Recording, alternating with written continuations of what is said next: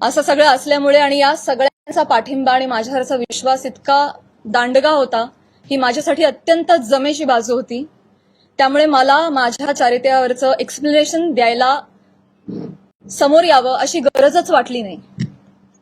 आज ही वेळ येतेय, ही अत्यंत नामुष्की आहे आणि ती वेळ आली आहे कारण एक लोकप्रतिनिधी याच्यावर टिप्पणी करतात.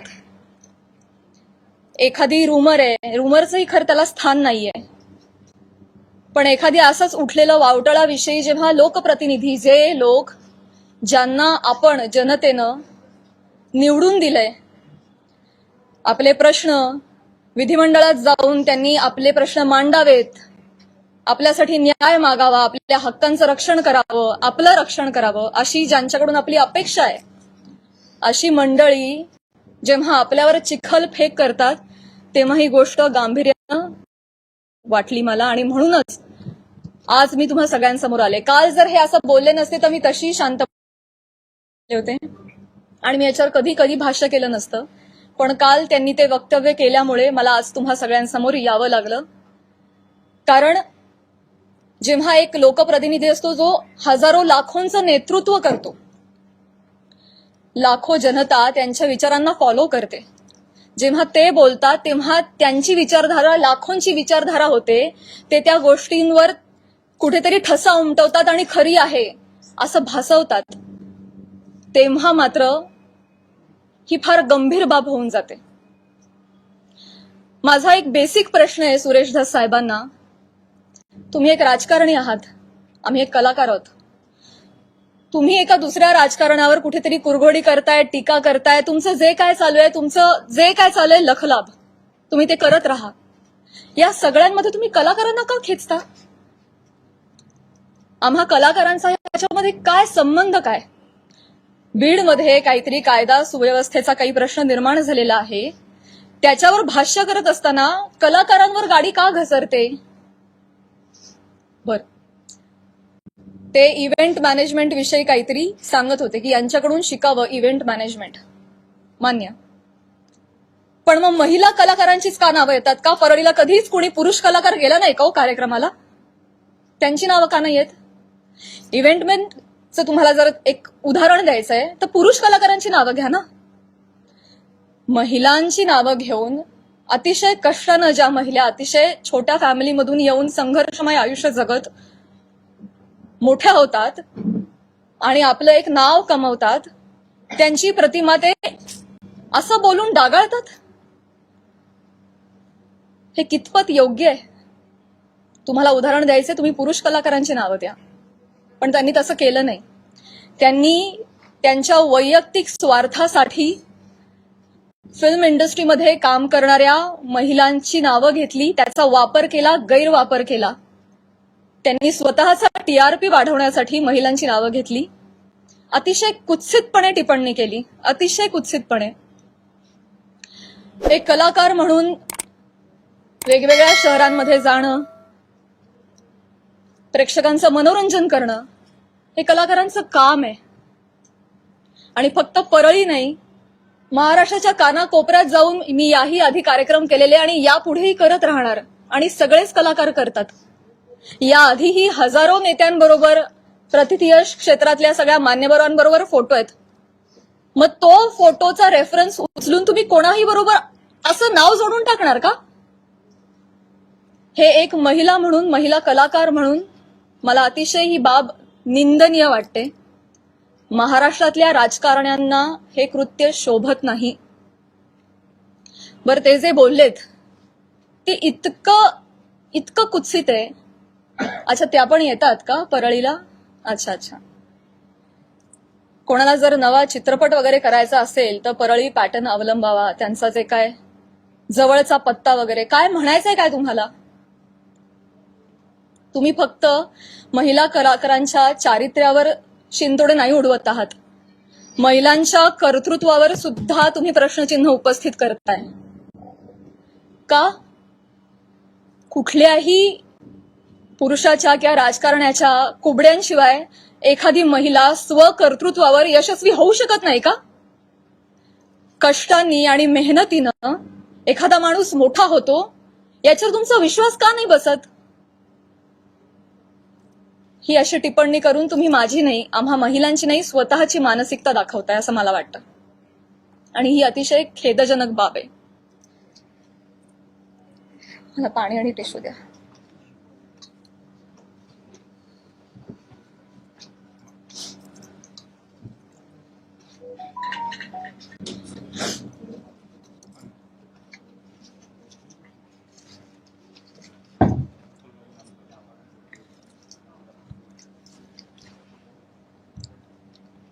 महिलांची अब्रू, इस्पेशली फिल्म इंडस्ट्री मधल्या महिलांवर फार सॉफ्ट कॉर्नर, फार सॉफ्ट टार्गेट, कोणी यावं, पटकन नावं घेऊन जावं.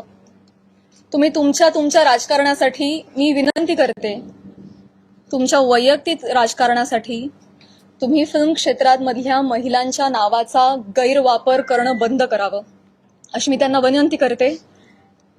आणि ज्या कुत्सितपणे त्यांनी टिप्पणी केली आहे, या सगळ्या गोष्टीचा प्रसार माध्यमांसमोर हशा पिकवण्यासाठी त्यांनी उपयोग केलेला आहे. हे वागणं महाराष्ट्रातल्या राजकारण्यांना शोभत नाही. ही अतिशय निंदनीय बाब आहे. आणि म्हणूनच ज्या कुत्सितपणे त्यांनी टिप्पणी केली आहे आणि हशा पिकवलाय, प्रसार माध्यमांसमोर कसं बोलावं, काय बोलावं याचं ज्यांना भान नाहीये त्यांना मी विनंती करते की त्यांनी तितक्याच विनम्रतेनं माझी जाहीर माफी मागावी. आणि फक्त माझीच नाही, माझ्याबरोबर अनेक महिलांचा त्यांनी चुकीचं नाव घेऊन उल्लेख केलेला आहे. आणि या गोष्टीचा एक उपयोग करून मी सगळ्यांना त्यांना हेही सांगू इच्छिते की अशा पद्धतीनं कुठल्याही राजकीय गोष्टीसाठी फिल्म इंडस्ट्री मधल्या महिलांच्या नावाचा गैरउपयोग होता कामा नये. पुढे जाऊन मी हेही सांगू इच्छिते, मी आज महिला आयोगाकडे तक्रार केलेली आहे. फोन सायलेंट करा. महिला आयोगाकडे दुपारी तक्रार नोंदवलेली आहे. मी त्यांनाही रिक्वेस्ट केलेली आहे की कायद्याच्या चौकटीत राहून तुम्ही याच्यावर योग्य ती कारवाई करावी. मी देखील कायदेशीर कारवाई करत राहीन. याचबरोबर माननीय मुख्यमंत्री साहेब, उपमुख्यमंत्री साहेब यांना देखील मी विनंती करते, काय या दोन व्यक्ती एक दोन वाक्य बोलून गेल्या, पण प्रसार माध्यम तेवढीच दोन वाक्य घेऊन त्याचे 1000 व्हिडिओ बनवतात. इतके वाईट मथळे देतात, हेडलाईन्स देतात. समोरच्या माणसाच्या आयुष्यात तुमच्या या मथळ्यांमुळे एक वादळ येऊ शकतं, त्यांच्या करिअरवर परिणाम होऊ शकतो, त्यांची प्रतिमा डागाळली जाऊ शकते, त्यांचं करिअर बर्बाद होऊ शकतं, ते डिप्रेस होऊ शकतात, ते आत्महत्या करू शकतात. तुम्हाला काळजी वाटत नाही या गोष्टीची? आपण आपला टीआरपी वाढवण्यासाठी, आपण आपला एक सेट टार्गेट अचीव करण्यासाठी कुठल्या थराला जाऊन बातमी करतो, त्याचं किती वेगवेगळ्या पद्धतीनं. आता फॉर एन एक्झाम्पल, कालच मी बातमी वाचली आणि ती इतकी हर्टफुल होती. बीड मधील हत्या प्रकरणात आता प्राजक्ता माळींचंही नाव जोडलं जातंय. काय संबंध, काय दोन गोष्टींचा? आपण काय हेडलाईन्स करतो त्याचा समोरच्या माणसावर. ही माझी आई रात्रभर झोपली नाही, 1.5 महिना. मला वाटत नाही तिला शांत झोप लागली असेल. एक कमेंट नाही जी यांनी वाचली नाही. हा माझा भाऊ, यांनी सोशल मीडिया बंद करून टाकला, सगळे अकाउंट्स डिलीट केले. आज हा प्रसंग फक्त माझ्याशी निगडीत राहिलेला नाहीये, हा माझ्या कुटुंबावर त्याचा परिणाम होतोय आणि अत्यंत वाईट परिणाम होतोय. समाजामध्ये अशा पद्धतीनं प्रतिमा डागाळली जाणं एका मुलीची, आणि स्पेशली फिल्म क्षेत्रामध्ये काम करणाऱ्या मुलीची, ह्याला तोंड देणं अजिबात सोपी गोष्ट नाहीये. तुम्ही सगळेजण हे समजू शकता. तर तुम्हा सगळ्यांना ही विनंती आणि माननीय मुख्यमंत्री साहेबांना ही विनंती की त्यांनी याबाबत काहीतरी ठोस कारवाई करावी. बेसलेस पुरावा कुठलाही असल्याशिवाय कोणीही बातमी करू नये अशा पद्धतीचे त्यांनी आदेश द्यावेत. या निमित्तानं मी करुणाताईंना सुद्धा विनंती करू इच्छिते आणि हे सांगू इच्छिते की तुम्ही स्वतः एक महिला आहात. तुम्हाला महिलांना होणारा त्रास तुम्ही समजू शकता. या पुरुष प्रधान संस्कृतीमध्ये जर महिलाच महिलांच्या पाठीशी उभ्या नाही राहिल्या आणि चिखलफेक करत राहिल्या तर कसं होणार? मी तुला मी सांगू इच्छिते की तुम्हाला जी माझ्या बद्दलची माहिती मिळाली आहे ती अत्यंत चुकीची आहे. तुमच्या माहितीचा जो स्रोत आहे तो चुकीचा आहे करुणाताई. आणि आय एम शुअर की इथून पुढे तुम्ही कुठल्याही गोष्टीची खातरजमा केल्याशिवाय, शहानिशा केल्याशिवाय तुम्ही असं वक्तव्य करणार नाही. आणि महिलांच्या बाबतीत तुम्ही देखील संवेदनशील राहाल अशी मी खात्री बाळगते आणि ही मी तुम्हाला विनंती करते. आणि मुख्यमंत्री साहेबांना ही विनंती करते की एका कार्यक्रमातला एका मंत्र्याबरोबरचा एक फोटो याच्यामुळे इतकं वादंग उठावं आणि इतकी आवई उठावी आणि त्याच्यावर हजारो न्यूज पोर्टल्सनी, युट्यूब चॅनल्सनी ह्याच्या न्यूज बनवाव्यात आणि वाटेल तसे ते लाईक्स आणि सबस्क्रिप्शन वाढवत राहावेत. त्यांना भीती नाहीये की याच्यावर कोणीही काहीतरी ऍक्शन घेईल म्हणून ते हे करतायत. म्हणून अशा पद्धतीनं महिला कलाकारांची अब्रू वेशीला टांगली जाते. तर याबाबत काहीतरी कडक कारवाई त्यांनी केली पाहिजे. आणि असं जर होत राहिलं, आता 1000 कार्यक्रमावर 1000 माणसांबरोबर नावं जोडली गेली, तर मला सांगा इथून पुढे कलाकार सुद्धा कुठल्याही राजकीय नेत्यांनी आयोजित केलेल्या कुठल्याही सांस्कृतिक कार्यक्रमाला जातील का हो? ते सुद्धा धजावणार नाहीत. पुढची भविष्यातली मंडळी सुद्धा विचार करतील, अरे कलाक्षेत्रात पाठवायला नको पोरांना, ते काय बरं नाही. आमचं कलाक्षेत्र बदनाम नाहीये, ही सगळी मंडळी त्याला बदनाम करतात.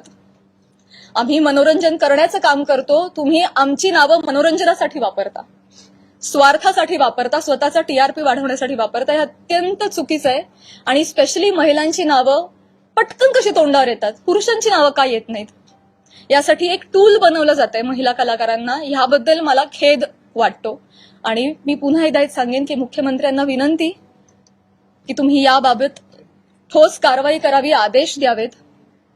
सुरेश धसांना मी विनंती केलेलीच आहे की त्यांनी जाहीर माफी मागावी. आणि या निमित्तानं मी प्रसार माध्यमांना सुद्धा विनंती करेन, मी पुन्हा पुन्हा तेच बोलतेय, अनेक युट्यूब चॅनल्स, जी सोशल मीडियाची टीम लीगल नोटीस पाठवून थकली. एक युट्यूबचा व्हिडिओ डाऊन होतो तर 3 रोज नव्याने उभे राहत होते. तर एखाद्या गोष्टीचा एक संदर्भ घेऊन तुम्ही वाटेल ते मथळे देऊन जे न्यूज करता, तुम्ही सुद्धा कुठेतरी या बाबतीत स्पेशली महिलांच्या चारित्र्यासंबंधात असलेल्या गोष्टींवर तुम्ही तरी संवेदनशीलता दाखवणार आहात की नाही?